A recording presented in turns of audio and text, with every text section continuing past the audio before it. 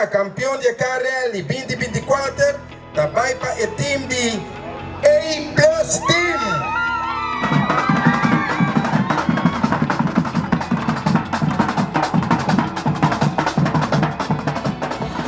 Nossa vez está clausurando a Appreciation Week 2024. Nós começamos esta semana Luna, com o evento de donatura de t-shirt, nós temos Food Truck Festival, depois nós temos bingo mais de trempão, também nós servimos comunidade, vai indo ao San Miguel Pavilion, e as atividades são grandes, também facelift de cozinha e a jardineria. Também nós temos evento de Global Running Day, com nós associados, também nós temos paintballs, nós temos overnight party para todos associados com a traja de la noite, de Equador e Maduga, e também nós temos Family Day.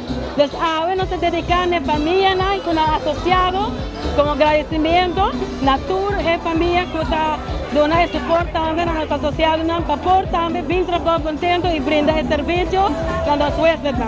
Nós temos AWE full Palacio Beer Garden, com uma secção full para mucha, com Dino John, cotton candy, nós temos entertainment para mucha, comida para mucha e para grande, nós temos boleria, nós temos brass band, bar, cozinha, bom surdir e também nós temos um family car rally, onde nós temos 38 autos que participar e nós damos prêmio de ganador de 1.500 ring e de 2 lugares está 1.000 ring e o terceiro está 750.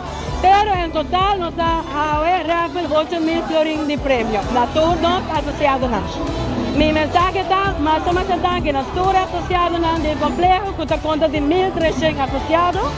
Nos estamos muy orgullosos de la tour nanta el éxito de nuestra compañía y es una satisfacción grande de mis personas y también full equipo de recursos humanos para dedicar más columnas de preparación para poder donar fiesta a full semana a nuestros asociados.